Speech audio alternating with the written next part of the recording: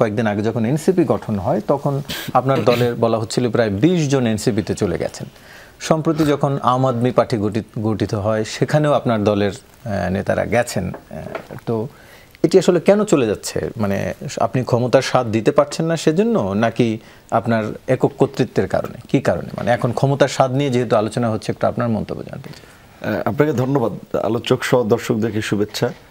বাংলাদেশে একমাত্র আমরা বলতে পারবো আমরা রাজনীতিতে একটা উদাহরণ সৃষ্টি করেছি এবং এটা নতুন চর্চার শুরু করেছি।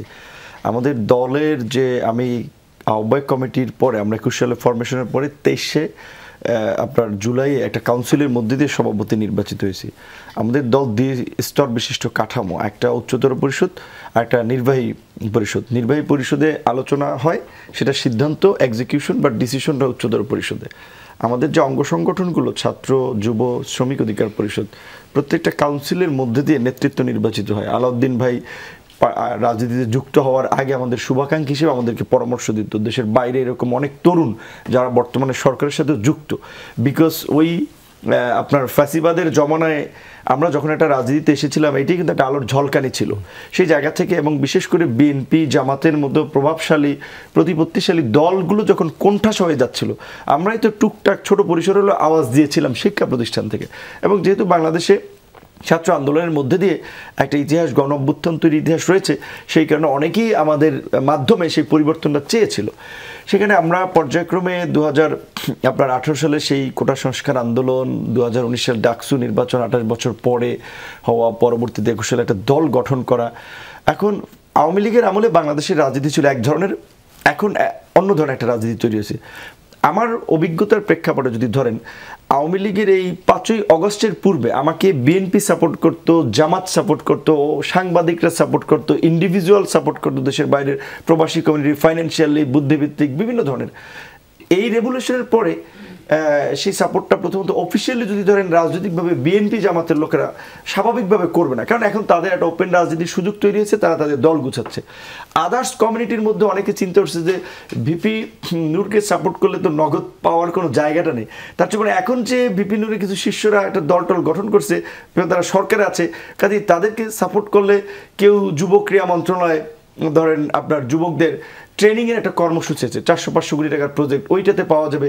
কেউ চিন্তা করবে মাহফুজ বা এনসিপিকে সাপোর্ট করলে আপনার টেলিভিশনের তার আপনার বিজ্ঞাপন বন্ধ হয়ে আছে, ওইখানে সে সাকসেস হবে।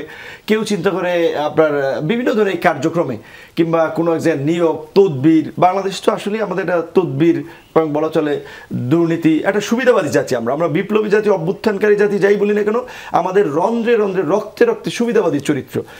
আমি লক্ষ্য করেছি আশ্চর্যজনকভাবে যে আমাদের তরুণদের, আমি বলতাম এই 5ই অগস্টের পূর্বে যারা খেয়ে না খেয়ে আন্দোলন করতো, একটা ভাড়াও যাদের দেওয়া লাগতো না, এখন সবাই এসে খালি কাজ নিয়ে, ভাই সিটি কর্পোরেশনের এই টেন্ডার দেখেন, আমাদেরকে এটা নিয়ে দেওয়া যায় কিনা, এলজিআরডিতে এই কাজ, এটা আমাদেরকে নিয়ে দেওয়া যায় কিনা। কেন? সে দেখতেছে তার বন্ধু, তার সমপর্যায়ের বন্ধু যারা এনসিপিতে গেছে, কিংবা বৈষম্য বিরোধী আন্দোলন তো কোনো রাজনৈতিক প্ল্যাটফর্ম ছিল না, ছাত্র দল, শিবির, রাজনৈতিক, অরাজনৈতিক সব ছাত্রদের একটা প্ল্যাটফর্ম ছিল। তো তাদের মধ্যে যখন সিলেকশন করতে হতে আস্তে আস্তে তারা ক্ষমতার চর্চাটা করেছে, যেটা আমি সাংবাদিক ভাইয়ের আমি শেষের বক্তব্য শুনেছিলাম, যে আমি তার সাথে একমত যে বাংলাদেশে একটা ভয়ঙ্কর চর্চা গত কয়েক মাসে হয়েছে, এটা আমরা লক্ষ্য করিনি। এবং আমরা উইথ ডিউ রেসপেক্ট ইউনুস স্যারকে আমরা রেসপেক্ট করি। এই যে ইউনুস স্যারকে যখন শেখ হাসিনা হ্যারাস করছিল, তখন আপনার টিভি কিংবা আজকের আলোচক বলেন, এনসিপি বলেন, ইউনুস স্যারের পক্ষে 20টা লোক প্রকাশ্যে দাঁড়ায় নেই। আমরা মশাল মিছিল করেছি, সেমিনার করেছি, কোনো স্বার্থের কারণে না। এখন আমরা ইউনুস স্যারের সরকারে নেই, কিন্তু আমি বলছি এটা স্যার যখন বললেন যে ছাত্ররা আমার নিয়োগকর্তা, ওইটা বলে কিন্তু ছাত্রদেরকে একেবারে তুঙ্গে তুলে দিয়েছেন। তো কাজেই যে অন্যান্য উপদেষ্টা তো ভাবছে যে প্রধান উপদেষ্টা বলছে তার নিয়োগকর্তা, তার ছাত্ররা তো আমাদের তার চেয়ে উপরে, মানে ভগবানের কাছাকাছি। যেই কারণে যখন জনপ্রশাসনের এই পদোন্নতির কমিটি হয়, সে নাহিদ একটা গ্রাজুয়েশন করা ছেলে, যার রাষ্ট্র পরিচালনার প্রশাসনের ন্যূনতম এক্সপিরিয়েন্স নেই, তাকে দেওয়া হয় সেই কমিটির সদস্য। সচিব, কিংবা আসিফকে দেখা হয় পুলিশের এই পদোন্নতি এই কমিটির সদস্য সচিব। স্বাভাবিকভাবে তারা তো একটা বিশাল জায়গায়, কয়েকদিন আগে যেটা বলছে বিশ্ববিদ্যালয় ছিল গণরুমে, যার চিন্তা ছিল শুধু একটা ক্যাম্পাস কেন্দ্রিক, এখন সে পুরো পুলিশ প্রশাসন মন্ত্রণালয়, তার কাছে এত লোকজন আসে, তদবির এই তার কাছে অপার সুযোগ সুবিধা, আবার তার একটা দল গঠন করছে।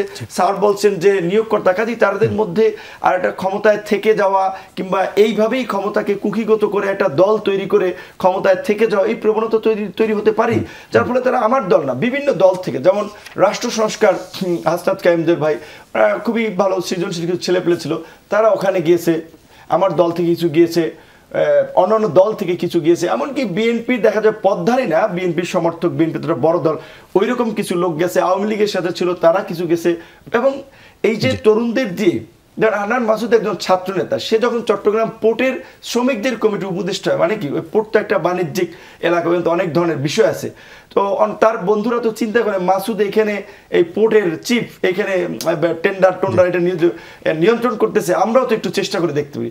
এই কারণে স্বাভাবিকভাবেই আমি মনে করি আমার সাথে থাকা তরুণদের মধ্যেও অনেকের মধ্যে একটা লোভ তৈরি হয়েছে, যার কারণে ওইখানে কিছু ভিড়েছে।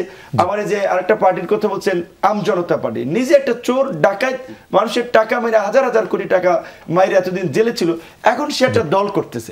এখন সেই দলে আবার আমি যতদূর সুযোগ পেয়েছি, সত্যিকার অর্থে যারা আমার দলের ছেলেপেলে অভাবী, এরা দুরবস্থা আছে, এদেরকে বিভিন্নর আপনার টেন্ডার কাজ টাজ পদায়ন এগুলো দিতে পারছে না, তাদেরকে প্রলোভন দিচ্ছে যে তোমরা আসো, তোমাদের প্রাথমিক খরচ হিসেবে এক একজনকে 20-25 লাখ করে দেবো, আর যার এলাকায় নির্বাচন করবা প্রত্যেকে প্রোগ্রাম করবা, খরচ দেবে। এখন আমি তো তার এলাকায় যাওয়ার জন্য খরচ দিতে পারতেছি না, আমি তো 20-25 লাখ তো দূরের কথা, আমি তো 20,000 টাকাও দিতে পারছি না।